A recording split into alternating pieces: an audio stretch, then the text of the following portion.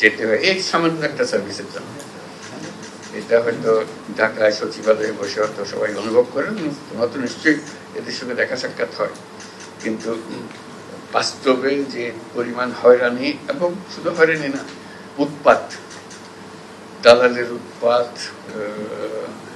তারপরে উপদালালের উৎপাত, বাড়িঘরের উৎপাত, গিয়ে গিয়ে উৎপাত, পুলিশের উৎপাত, নানা ভঙ্গি একটাকে কেন্দ্র করে কত রকমের যে উৎপাত মানুষের জীবনে আসে, এবং তার এমন টাকা এটা ছাড়া তার উপায় নেই, বাঁচার উপায় নেই। যত উৎপাতই হোক তাকে এটা গ্রহণ করে কাজটা করিয়ে দিতে হবে, এবং যেটা কয়েক মিনিটের কাজ সে বহুদিন ধরে এটা ঘুরিয়ে পেঁচিয়ে এটাকে করে। আজকে যেটা আমাদের মনের মধ্যে ছিল যে এটাকে, যেহেতু অনলাইন সার্ভিসের কথা আমরা সবার সঙ্গে বলেছি, কথা বলছি, সবাই উৎসাহ দিচ্ছে, আমি মনে করছি কেন্দ্রীয়ভাবে একটা আনুষ্ঠানিকভাবে প্রাতিষ্ঠানিকভাবে এটা করা যাবে না কেন। তো সেই চ্যালেঞ্জের ভিত্তিতে ফয়েজের সঙ্গে আলাপ করলাম, ফয়েজ খুব উৎসাহ দিল যে এটা পারা যায়। আমরা অন্তত খুব বিনীতভাবে দুই এক জায়গায় করি, দেখা যাক, না হলে মানুষ বললো যে এটা করলো কিছু করলো। তো তারই প্রারম্ভ হবে আজকে, সেটাই জানা। এবং সবার যে উৎসাহ আছে জনে জনে যখন আলাপ করেছি সেটা আমি দেখেছি, আমাদের উৎসাহের কোনো কমতি নেই, কিন্তু কাজটা এগোতে পারছে না। অনেকে শুরু করে দিয়েছে, কিন্তু কাঠামোর অভাবে এটা হয়তো ছড়াচ্ছে না। আমরা চাচ্ছি যে এটা একটা কাঠামোগত লোক দিই তার, যাতে করে এর মাধ্যমে উদ্যোক্তাদের মারফতে এটা আসুক, এবং সবাইকে মূল বিষয়টা হবে যে মেসেজটা আমরা দেবো, আপনি ঘরে বসে নিজের জায়গায় করবেন, আপনার কিছু অসুবিধা হলে ওই কেন্দ্রে আসেন, আর কেন্দ্রে আসে ওই 7 জনে, তবে পরবর্তীতে আপনি নিজে করতে পারবেন। আপনি না পারলে আপনার ছেলে মেয়ে পারবে, যারা তরুণ তরুণী আছে তারা শিখে যাবে, 2-1 মধ্যে শিখে হবে, তাহলে একটা সব অসুবিধা হবে না। সেটাই ছিল আমাদের সুযোগ। আমি এখন ফয়েজকে বলবো তার আজকে মিটিংয়ের কিভাবে আয়োজন হয়েছে সেটা আমরা শুনবো ফয়েজের কাছে। যখন যাই লোকাল যারা বাংলাদেশি আছে ওখানে, তাদের সঙ্গে বৈঠক করি, কথাবার্তা বলি, তাদের সমস্যার কথা শুনি, এবং তার মধ্যে একটা কমন বিষয় হলো যে পাসপোর্ট রিনিউয়াল হল। তাহলে এবারে গেলেও ধরবে আমার একটা জব দিতে হবে, তাহলে জব দেবো যে এখন আপনি ঘরে বসে করেন। আপনারা সব শিক্ষিত মানুষ, লেখাপড়া জানে, আইটি এক্সপার্ট, বেশিরভাগ হলো আইটি এক্সপার্ট, আপনারা ঘরে বসে করেন, এবং আপনারা অন্যদেরকে উৎসাহিত করেন যেন সার্ভিসটা দেয়, প্রফেশনালি সার্ভিসটা দেয়, এটা উৎসাহ করে। এটার জন্য হাই কমিশনে আসা, এমবাসিতে আসা কোনো দরকার নেই। আচ্ছা, এইটা বলার জন্য তখন বললাম যে আমি তো যাবো, এই কথা বলবো, পারবে কিনা, বলবো পারবো। তো সেটা এখন কিভাবে পারবে আমি জানি না, আমি বলবো যে এটা হবে, এটা বলে কাজে এখন হওয়ার দায়িত্ব তার, সে আবার আশ্বাস দিয়েছে যেটা হবে, কাজে এটা আমরা করে দেবো। এটাই হলো বিষয়টা।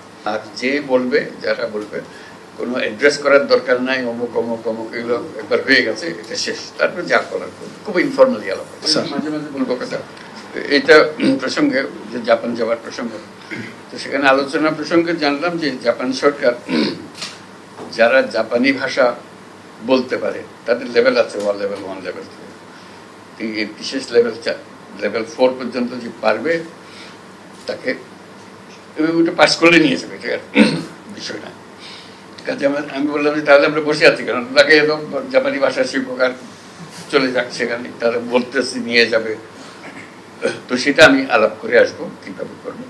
আমি যে প্রথমে আমরা 1 লক্ষ ছেলে মেয়ে টার্গেট করব, এবং ওদেরকে বলবো শিক্ষক দাও, অথবা এখানে যারা শিক্ষকতা করতে পারে, যে দিতে পারে, যেভাবে হোক আমরা শিক্ষক জোগাড় করবো। ক্রমে ক্রমে এরকম যেটা শুরু করলাম ওইটা ওইভাবে শুরু হবে, আস্তে আস্তে একটা শুরু হবে। এবং একবার শুরু হলে বলছি না, থামবে না, যত দিতে পারেন আমরা দিতে থাকবো। আপনাদের সংখ্যা, আমি 1 লক্ষ দিয়ে শুরু করতে চাচ্ছি, 1 লক্ষ টার্গেট করে, 1 লক্ষ তো রাতারাতি হবে না, আমরা শুরু করবো হয়তো 200-500 দিয়ে শুরু করবো, আস্তে আস্তে আরো 1000 হবে, লাখ হবে, ইত্যাদি ইত্যাদি যাবো। এইটাও আরেকটা সুযোগ, শুধু একটা ভাষা শেখা, এবং তারা সেটা শেখাবার জন্য যা যা আয়োজন লাগে সেটা করে দিতে পারবে, এবং সেটা করা। এটা যে কত রকমের সুযোগ আছে, এটা একবার করতে পারলে এই ধরনের কাজ তরুণ উদ্যোক্তাদের নিয়ে আমরা বহুদূর যেতে পারি, সেটা জানিয়ে রাখলাম। সাফল্য কি হবে যাওয়ার পরে কথা হবে তাদের সঙ্গে, ফিরে আসে জানাতে পারবেন। আমরা আবেদন জানাচ্ছি, আপনি ঘরে বসেই আপনার ট্যাক্স দেন, আপনি ঘরে বসেই করেন। আমি যদি ঘরে বসেই করি, আমার তো দিয়ে দিছো লাইসেন্স, আমি সব করতে পারতেছি, কাজে আমি একজনকে করে দিতে দোষটা কি? আবার এত কন্ট্রোল কিসের জন্য? কি আমি করতেছি, আমার দিয়ে দিছো, আমি করতেছি, আমার ছোট মেয়ে সে গিয়া পাড়ার সব একটা করে দিয়ে আসে, ও জানে ওর একটু ধরো করে দিতে পারে। সেটা যদি হয় তাহলে ভয়টা অত ভয় আর নাই, যে আমি তো নাগরিকের কাছে দিয়ে দিয়েছি, বলছি আপনি ঘরে বসে এটা করেন, এই তোমার যত ভূমি মন্ত্রণালয়ের যত কিছু আছে সব পেছনে হলো যে আপনি ঘরে বসে করবেন, আমি অনলাইন করে দিয়েছি, আপনি সব এখানে পাবেন। আমরা শুধু এটাকে সিস্টেমেটিক করছি, অনেকে ভয় করতেছে না, বা এখনো সে ভয় থেকে সে বেরিয়ে আসতে পারতেছে না, বের করে আনার জন্য এটা কয়েকদিন পরে দেখবে যে এটাও রিলেভেন্ট হয়ে গেছে। সে বলছে ওখানে গিয়ে লাভ কি, বসে থাকতে হয়, আসো ঘরে বসে করে ভালো। মানুষের এনআইডি নিয়ে জিল্লতি, এটা মানে বিশ্বাসযোগ্য না, এত রকমের জিল্লতি হয়। এখন আমরা বলছি যে সব হাসপাতালগুলোকে এম্পাওয়ার করে দাও এবং বাধ্যতামূলক করো, সন্তান জন্ম হলে তোমাকে এনআইডি সবকিছু রেডি করে দিতে হবে, জন্ম সনদ তাকে ওখানে দিয়ে দিতে হবে, সার্টিফিকেট দিতে হবে, অমুক তারিখে এই হাসপাতালে এটা হয়েছে। দায়ী যারা আছে তাদেরকে বলতে হবে যে তোমাকে এই কাজটা করে দিতে হবে, এটা তোমার বাধ্যতামূলক। তা না হলে ওই 60 বছর বয়সে বলে জিজ্ঞেস করে আমরা জন্ম তারিখ, বলে আমার তো জন্ম তারিখ কিছু জানি না, তো দাও একটা বসে যেত, কত বয়স, কত 60 70 কিছু একটা হবে। মানুষ নিজের নাম জানে না, এদের নিয়ে আমাদের কাজ করতে, নিজের নাম জানে না। আমাদের অভিজ্ঞতা, আমাদের কাজের মধ্যে অভিজ্ঞতা হলো যে আপনার নাম বলেন, না আমিনার মা, আমিনার মা, তাকে কোনোদিন বলা হয়নি তার নাম কি, অমুকের মেয়ে হয়ে সে জন্মগ্রহণ করেছে, অমুকের ছেলে হয়ে সে জন্মগ্রহণ, অমুকের ছেলে, ওকে অমুকের নাতি, তারপরে হলো অমুকের মা, তারপরে হলো অমুকের শাশুড়ি, ইত্যাদি ইত্যাদি, এইগুলো। কাজে নাম তার নাই, কাজে তাকে নাম দেওয়া, তারিখ স্থাপন করা। আমাদের যত এনআইডি আছে তার মধ্যে 50% হলো যে ভুয়া জন্ম তারিখ, আরো বেশি হতে পারে। আর আমার জন্ম তারিখ তো আমাদের জানা নেই কেউ। এইভাবে আমরা হয়েছে। আমাদের বেশিরভাগ স্কুল কলেজের শিক্ষকদের দায়িত্ব হলো, বিশেষ করে প্রাইমারি স্কুলে ম্যাট্রিক পরীক্ষার সময়, এখন এইচএসসি এসএসসি এগুলো, যে হেডমাস্টার জন্ম তারিখ বসে, এবং বেশিরভাগের জন্ম তারিখ হলো 1 জানুয়ারি। বাংলাদেশে যত 1 জানুয়ারিতে জন্মগ্রহণ করে পৃথিবীর কোনো দেশে এত জন্মগ্রহণ করে দিতে হবে তো, এত 1 জানুয়ারিতে এত কম, তোমরা প্ল্যান করে রাখো 1 জানুয়ারি।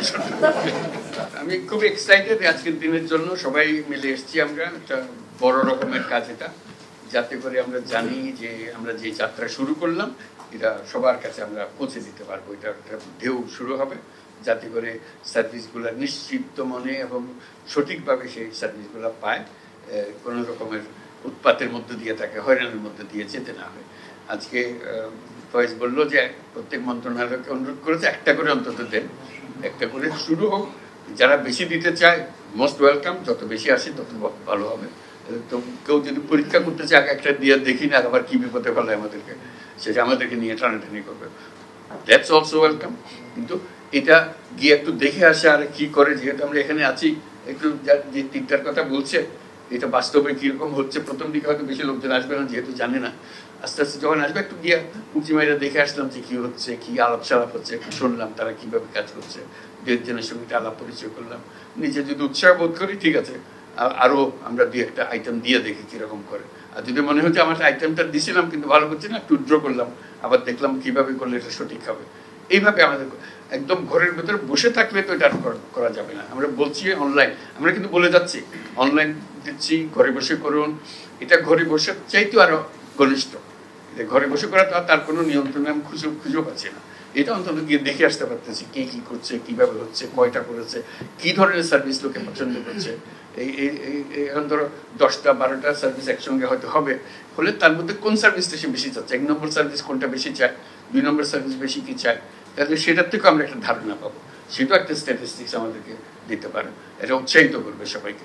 কাজে এটা যাতে নিশ্চিত হই আমরা ত্রুটিমুক্ত থাকি, যাতে করে কেউ না বলে যে না এটা চালানো যাবে না, যাতে এর দূর অগ্রসর হওয়ার পরে চালানো যাবে না decision not be very welcome decision. কাজে আমাদের নিশ্চিত হতে হবে যেটা করছি সঠিকভাবে করছি, এখানে ভুল করার সম্ভাবনা অতি অতি অতি নগণ্য, এটা অলমোস্ট নীল, এই পর্যায়ে নিয়ে যেতে হবে, তখন বর্ষা আসবে সবার জন্য।